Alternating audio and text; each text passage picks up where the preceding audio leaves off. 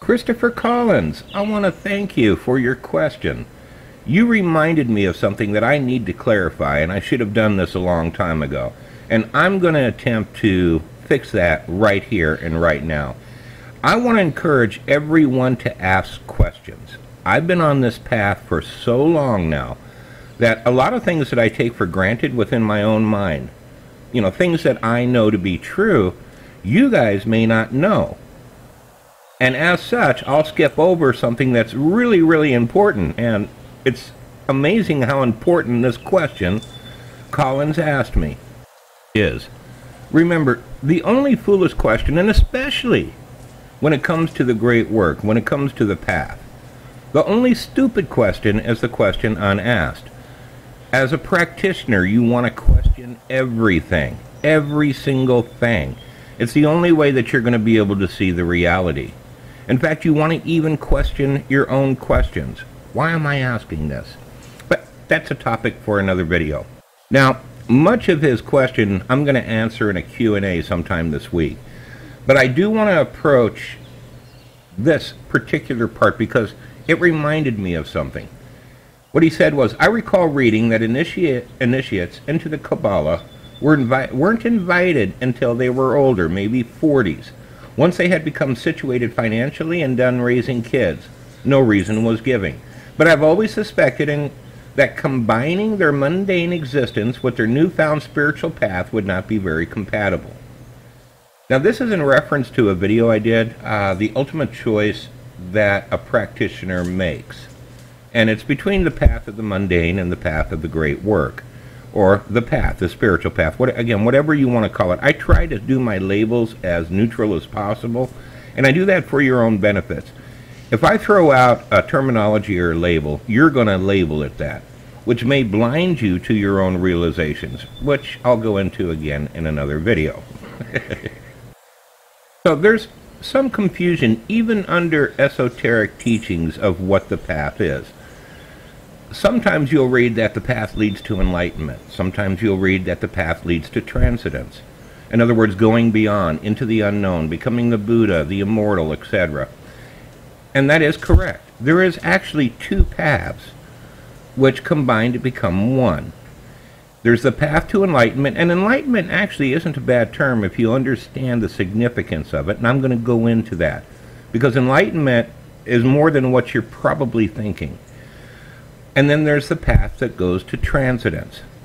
For the majority of entities being reborn into this earth, into this physical realm, you really just need to be concerned about the first 2 points along the path. There's 4 total, okay? And 4 total leading to transcendence, and I'm going to cover them all. Hopefully I might even do it this video. So go grab a cup of coffee, kick back, relax. I'm going to ramble just a little bit because I've got to kind of explain a few concepts as we go along. But I'm going to get there. I will. All right? I'll get there. So open your mind and relax. In our reality, there are actually 3 dimensions that we have to look at to be able to understand the path. There's the physical realm, which we're all familiar with because we're in it right now.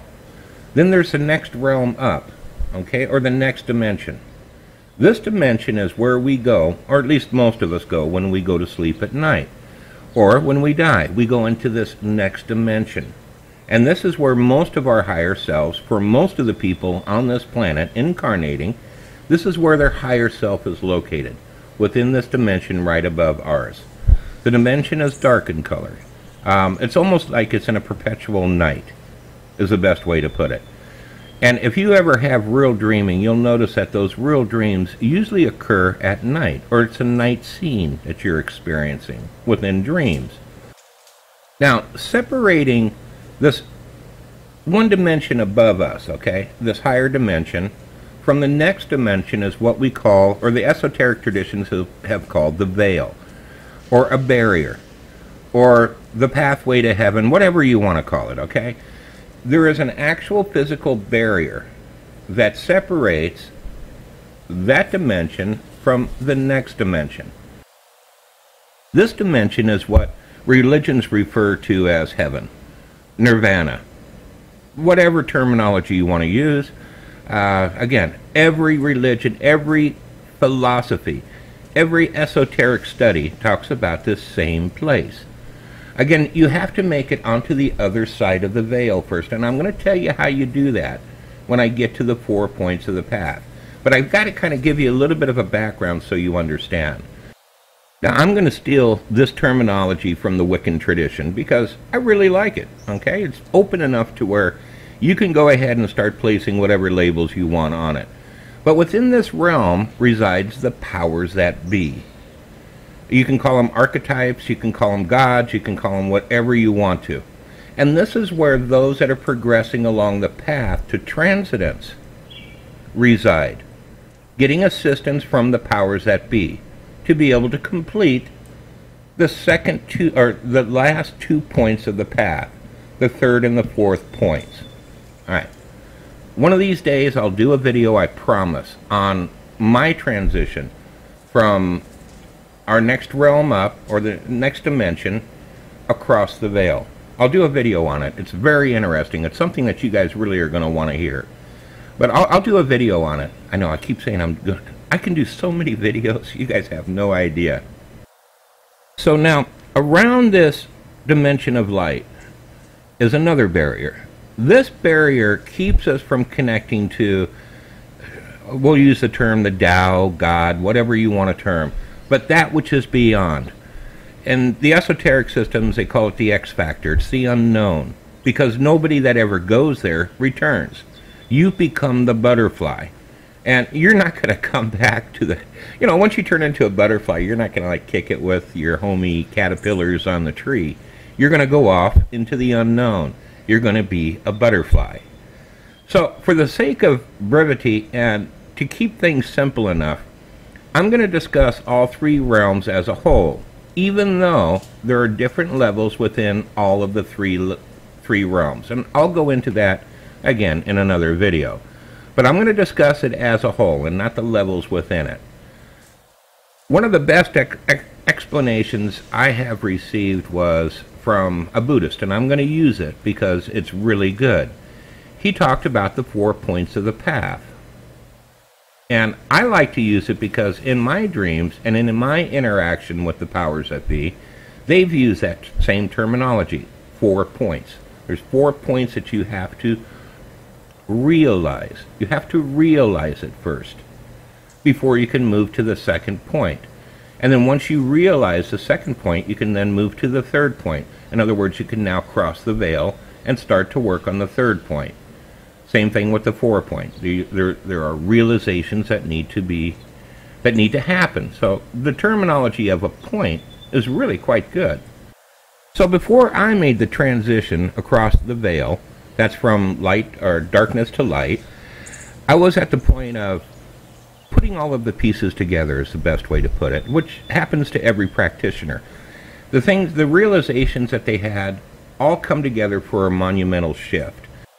So in my wanderings of going to different esoteric studies, one of them was going to Buddhist temples. And I had an opportunity to talk to one of the high mucky-mucks of a Buddhist temple. And we were discussing the path. And I think he connected to me because this isn't something that they normally tell people. They keep it to themselves. Remember, Eastern religion is different than what we're accustomed to in Western religion. In Western religion, if you go to a church or a temple, what you're going to get is religion. In the East, if I go to a temple and I want religion, they're going to give me religion. If I want to understand the nature of reality, or if I want philosophy, they're going to give me philosophy. So they tailor it more towards the individual than Western religion does. And let's not fool ourselves. Buddhism is a religion, but it's also a philosophy. So what he says to me is this. He said basically that there are 4 realizations to the path, or 4 points to the path. The first point is the attachment to the physical. We all know this because we've been told this in all of the religions and philosophies of the world. The second point of the path is attachment to excitements and pleasure, or the emotional. And I'm going to go into these in a little bit more detail in a second, but let me get these points out. The third point is attachment to the concept of the mind, attachment to your mind, which also includes the ego, by the way. Ego and mind are very close together. The fourth point is attachment to the concept of self itself, the concept of you being a self. So let's talk about these real quick, because mainly for the average individual on this planet, unless you are incarnating from the realm of light. If you're incarnating, by the way, from the realm of light, it means that you're here for a purpose. You're here to accomplish something specific. It means that you have a continuity of the personality, which is what we're all actually seeking, isn't it? A continuity of the personality. In Taoism, they call it becoming an immortal, because you are essentially now an immortal. Oh, and we'll cover that again in another video. Now, before we close, I'll give you some study models that you can take a look at, which will help you understand better the first 2 points along the path. But before I do that, I want to do the second part of Colin's question, which is really, really important. I recall reading that initiatives into the Kabbalah weren't invited until they were older, maybe 40s, once they had become situated financially and done raising kids. No reason was given, but I've always suspected that combining mundane existence with their newfound spiritual path would not be very compatible. But you have to live somewhere, eat, can't abandon your relationships, etc. So it's not a total conversion into a hermit practitioner by following the path. Well, again, it depends on how far along the path that you want to go. If you want to go all the way to transcendence, then yes, you do have to give those up. But the reason a lot of the different spiritual orders, esoteric schools, want you to be older is because of the first 2 points. To realize the first 2 points, you have to discover that no happiness is going to be found within the physical, that no happiness is going to be found within sex or emotions, excitements and pleasures. By the time you reach the age of 40-ish, you can look back on your life and say, okay, all these things that I thought were going to make me happy, all of these amazing things that I wanted to do, I did a lot of those, and yet I still feel empty. You have to discover that each one of those points, you have to come to the realization that those sections within each one of those points, or those levels, are empty. There's no happiness. They're illusions. It was an illusion for me to believe that they were going to make me happy. That's why at the age of 40, your hormones have dropped also. It's easier to give up sexual pleasures, which is part of it. Again, not that you have to become, for the first 2 points along the path, not that you have to become celibate, although celibate does help. And it all depends on what you want. But the hormones have dropped enough to where you're not as distracted by sex. You're not as distracted by the opposite sex. Is this making more sense to you all? So a couple of models that you might want to take a look at, which explains the path somewhat, and at the risk of being New Age, the chakra system, with the heart being looked at as the veil that you need to cross. I do not recommend sitting down practicing opening my third eye. Oh, I am now one with the universe. The New Age movement hijacked a lot of Hinduism and Buddhism. I want you to notice something. Buddhists never use the term that love is the conquering force. What they talk about is compassion. And the reason that they want people to become compassionate is to reduce judgment. So if you look at each chakras and the elements that make up each chakra, or the personality aspects that make up each chakra, look at them as realizations that you have to have. Look at them as a mastery. You got to master that chakra. Again, with the heart being the center, and I'll discuss that at some point, that's the veil that you have to overcome. Another good one that I like to look at is, and I think is a much better model, is look at the Kabbalah, Tree of Life. I think it's a much better explanation. It already has the division at the halfway point, which would be the heart chakra. I like it.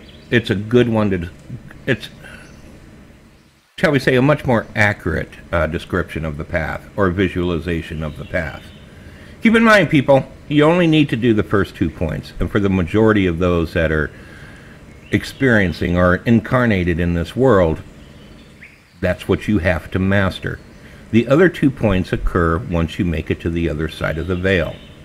So, I don't care how old you are, you still have an opportunity to walk the path and go to the other side of the veil. Guys, again, please make sure to put in questions, because I'm probably skipping over things that to me are just common sense, but you may not have been exposed to, and the only way that I'm going to know that I need to clarify it is if you do what? Put questions in comments. Thanks for listening, guys.